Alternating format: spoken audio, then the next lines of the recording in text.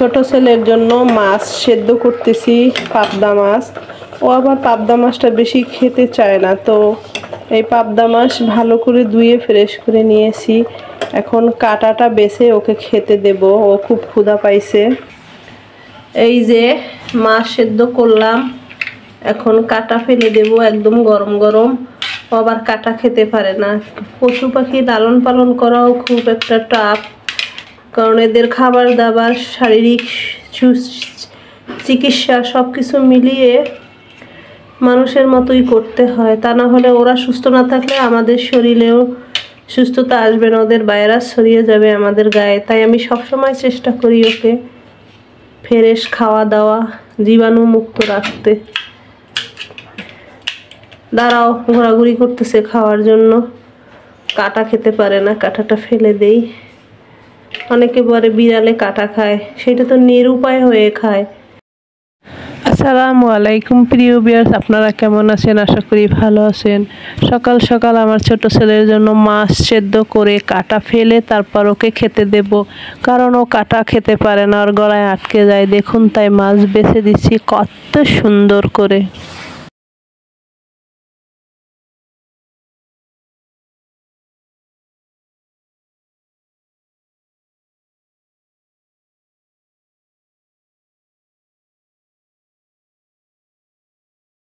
তো কাটা বাছা হয়ে গেল মাছগুলোর, এবারে আমার ছোট ছেলে খাইতেছে, ওর মন ভরে খেয়ে নিবে।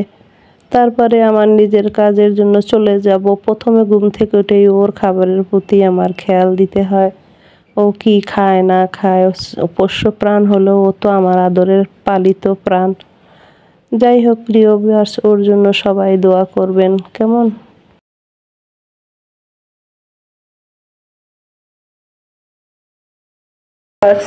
চিংড়ি আলু দিয়ে পালং শাক করতেছি, খুবই সুস্বাদু মজাদার খাবার। আর এই যে এর সঙ্গে লাউ শাক দিয়ে, চিংড়ি মাছ দিয়ে, আলু দিয়ে পাতলা পাতলা ঝোল করছি, কাঁচামরিচ দিয়ে, সামান্য হলুদ পাউডার, জিরা বাটা দিয়ে, একদম সামান্য মশলাপাতিতে হালকা শাক সবজি রান্না করছি। আশা করি ভালো লাগবে আপনাদের।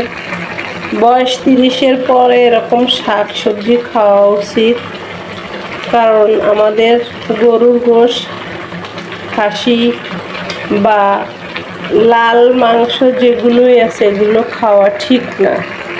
যাই হোক, আশা করি ভালো লাগবে, দেখতে থাকুন। আর এর সঙ্গে ছোট মাছ আলু দিয়ে চচ্চড়ি করছি। এইটা হলো মলাই মাছ।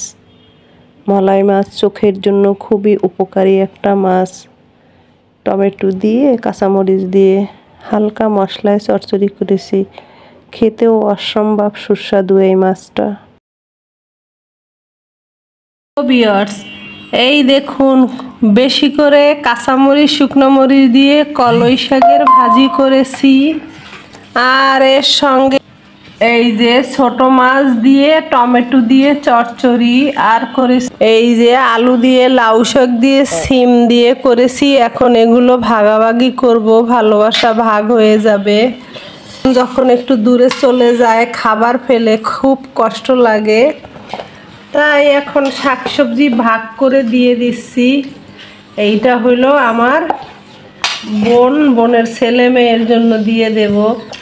মাছ গোশত আমরা কতই খাই, কিন্তু গ্রাম বাংলার যে একদম সলিড শাকসবজি রান্না খাওয়া দাওয়া, এইটা কিন্তু পেলে আমরা মাছ গোশত ফেলে দেই, ওগুলো খেতে মন চায় না। আর ঢাকা শহরে তো এগুলো পাওয়াই যায় না।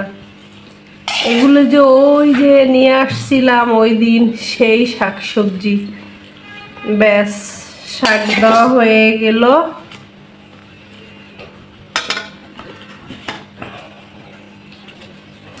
এবারে মাছের আইটেম।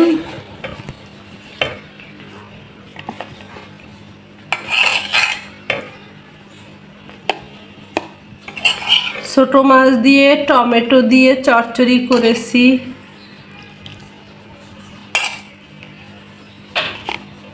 হয়ে গেল, দুইজন খেতে পারে এমনটা দিলাম।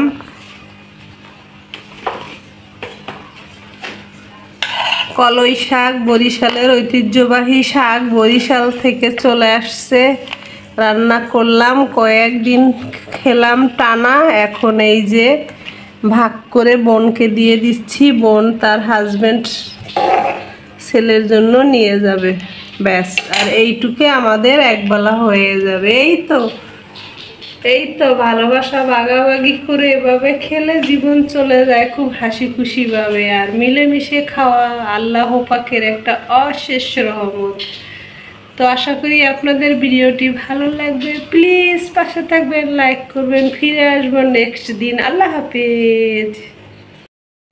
ভাগনাকে খাওয়াইয়া দিচ্ছি, ও চলে যাবে ওদের বাসায়। তো দ্রুত তাড়াহুড়া করে খাইয়ে দিচ্ছি। এভাবেই ভালোবাসা দিয়ে বাচ্চাদের খাওয়াতে হয়, না হলে খেতে চায় না। দেখুন ওর রিভিউটা কত ভালোভাবে করছে। বাচ্চারা একটু আদর পেলে, ভালোবাসা পেলে সেই বাচ্চা মন খুলে খাবার দাবার খেতে চায়।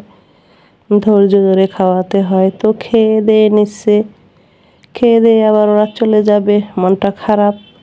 তাই খাবার দাবার যাই রান্না করেছি, শাকসবজি ওদের দিয়ে দিলাম। আর বাচ্চারা যে শাকসবজি পছন্দ করে তা এদের না দেখলে বোঝা যায় না, এরা মাছ গোছ খেতে চায় না।